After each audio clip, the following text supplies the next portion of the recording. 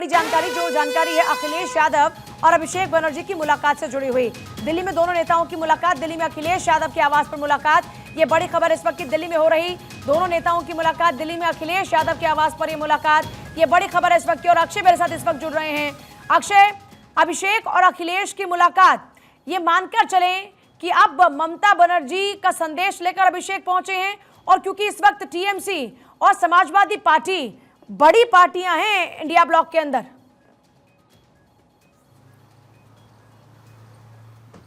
बिल्कुल बड़ी पार्टियां हैं और खास तौर पर अखिलेश यादव ने इंडिया ब्लॉक में एक अपनी जगह सुनिश्चित कर ली है। एक बड़ा कद उन्होंने बनाया है और किस तरह से कल इंडिया ब्लॉक की बैठक हुई थी, राहुल गांधी ने खुद आगे आकर के अखिलेश का स्वागत किया, उनको गले लगाया, अपने पास बैठाया। साफ तौर पर महत्ता समझी जा सकती है।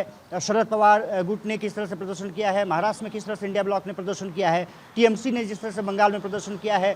इंडिया ब्लॉक चाहता है कि एकजुट रहा जा सके, ये एक तरह से इकट्ठा रहा जा सके, और इसीलिए एक तरफ से कहा जाए तो रणनीति बनाने में इंडिया ब्लॉक लगा हुआ है कि किस तरह से इकट्ठा रहना है, किस तरह से पोजीशंस में काम करना है, या फिर कुछ संभावनाएं तलाशी जानी है। उसको लेकर के बातचीत का और बैठक का सिलसिला लगातार जारी है। नेता अपने अपने हिसाब से लोगों से मिल रहे हैं। कांग्रेस ने निश्चित रूप से एक तरफ से कह दिया है कि लगभग आपको जो करना है आप करते रहिए, जो सहयोग कांग्रेस को चाहिए वो मिलता रहेगा, इंडिया ब्लॉक को मिलता रहेगा। तो ये माना जा रहा है कि कांग्रेस ने अभी अपने आप को बैकफुट पर रखा है और जो सहयोगी दल हैं उनको खेलने का मौका पूरा वो दे रहे हैं। ये माना जा रहा है कि मुलाकात का ये सिलसिला लगातार जारी रहेगा, लेकिन फिलहाल अभी सरकार बनाने का कोई प्लान इंडिया ब्लॉक ने सेटअप नहीं किया है, क्योंकि उनको पता है कि बहुमत उनके साथ नहीं है। तो वो चाहते हैं कि वेट एंड वॉच की स्थिति में बना रहा जाए। अगर जेडीयू और जो टीडीपी है उसकी तरफ से कुछ संदेश आता है तो फिर आगे बात बढ़ाई जाए। तो कहीं ना कहीं ये माना जा रहा है कि अपोजिशन में जाने को